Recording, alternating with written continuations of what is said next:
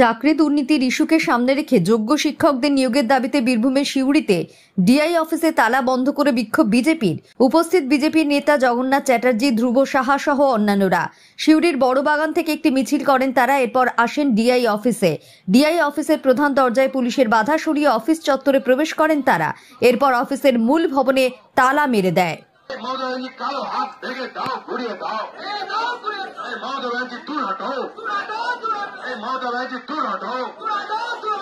খাদ্যমন্ত্রী জেলে কেন মমতা ভাষণ জবাব দাও? খাদ্যমন্ত্রী জেলে কেন মমতা ভাষণ, এমএলএরা জেলে কেন মমতা ভাষণ জবাব দাও? তোমার শিক্ষা দপ্তর গোটা জেলে কেন মমতা ভাষণ জবাব দাও? শিক্ষামন্ত্রী জেলে করছে কেন মমতা মন্ত্রী জবাব দাও? এই শিক্ষামন্ত্রীর বান্ধবীর খাটের তলা থেকে 51 কোটি টাকা বেরোবে কিসে, তাতে মমতা বন্দি জবাব দাও। এই জবাব তোমায় দিতেই হবে।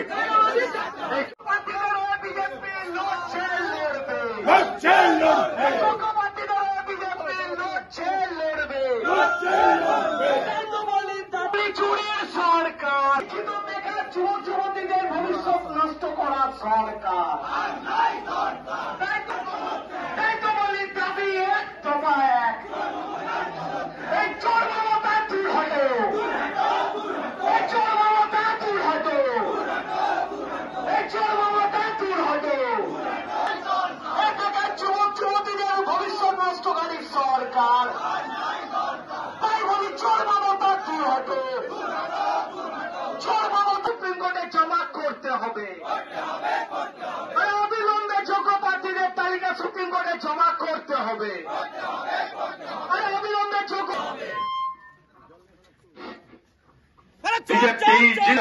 জিন্দাবাদ।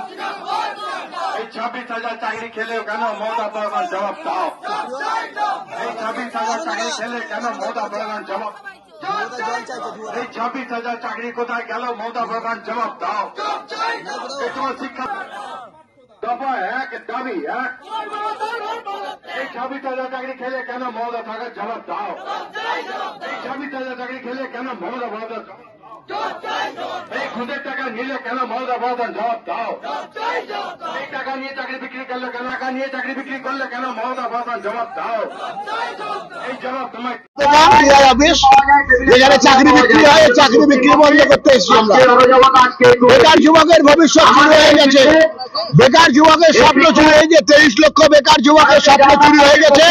তাই আমরা আজকে ডিআই অফিসে তালা মারতে এসেছি। আমরা মমতাকে বলতে চাই, ঘুঘু দেখেছেন, ঘুঘুর ভাত দেখেননি, আজকে ঘুঘুর ভাত দেখাতে এসেছি। এ তো সবে শুরু হয়, বাকি আন্দোলন বাকি হয়। আমি এখনো আন্দোলন বাকি আছে। বীরভূমের চাকা জাম হবে, বীরভূম অবরোধ হবে, পশ্চিম বাংলা অবরোধ হবে। বেকার যুবকের রাজ্যে ছাত্রছাত্রীদের ভবিষ্যৎ নষ্ট হয়ে গেছে। 9, 10, 11, 12 যেখানে উচ্চশিক্ষা শুরু হয়, যেখান থেকে সেই ছাত্রছাত্রীরা শিক্ষক নাই। একটা স্কুল থেকে 7জন 10জন স্কুলের শিক্ষক চলে গেছে। এখন তাদের ভবিষ্যৎ কি হবে? তাদের জীবন কি হবে? তারা কাকে পাবে, কিভাবে করবে? আজকে জানাতে হবে মুখ্যমন্ত্রী মমতাকে।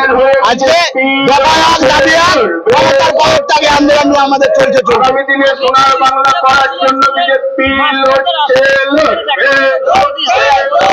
এই জন্যই তো আমরা আন্দোলনটা করছি। এখানে ডিআই আছে টাকা তোলার লেগে, শিক্ষা ব্যবস্থা দেখার জন্য নয়। তাই এই দোকানটা বন্ধ করতে এসেছি আমরা। শিক্ষা ব্যবস্থা ছিল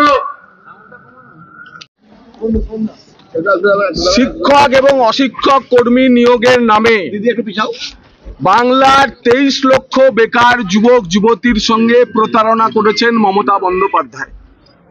তাই সারা বাংলা আজ সমস্বরে বলছেন মমতা চোর,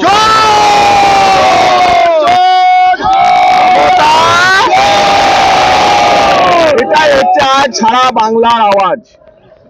আপনারা যোগ্য অযোগ্য 19,000, 6,500, 26,000-এর বিতর্কে যাবেন না।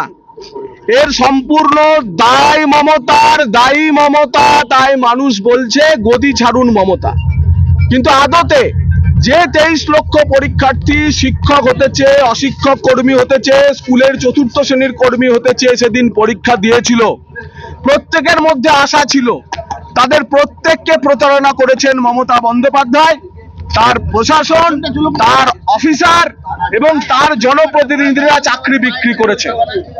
বীরভূম জেলা বিজেপির পক্ষ থেকে এই চাকরি বিক্রির যে দোকান ছিল বীরভূমের মধ্যশিক্ষা পর্ষদের ডিআই অফিস, সেই চাকরি বিক্রির দোকানটা আমরা আজকে তালা লাগিয়ে দিলাম এবং এই আন্দোলন আমরা মহকুমা স্তরে এবং সর্বত্র ছড়াবো। শুধু ছড়াবো তাই নয়, আমরা এরপরে এই আন্দোলন কলকাতা রাজপথে এবং প্রয়োজনে আমরা দিনক্ষণ ঘোষণা করে নবান্নের 14 তলাতেও একইভাবে তালা লাগাবো। কারণ চাকরি দুর্নীতি, বেকার ছেলেদের সম্মান নিয়ে, রুজি রোজগার নিয়ে যে পরিস্থিতি, এটা আমরা বিজেপি, ভারতীয় জনতা পার্টি, রাজ্যের প্রধান বিরোধী দল হিসেবে আমরা আমাদের দায়িত্বে সচেতন আছি। সেই দায়িত্ব আমরা পালন করব এবং যতদিন পর্যন্ত না মমতা বন্দ্যোপাধ্যায়কে আমরা তাড়াতে পারছি, রাজনৈতিকভাবে পরাস্ত করতে পারছি, ততদিন পর্যন্ত এই আন্দোলন চলবে। কারণ সারা বাংলার এখন একটাই আওয়াজ, দফা 1 দাবি 1, দফা 1 দাবি 1, দফা 1 দাবি 1।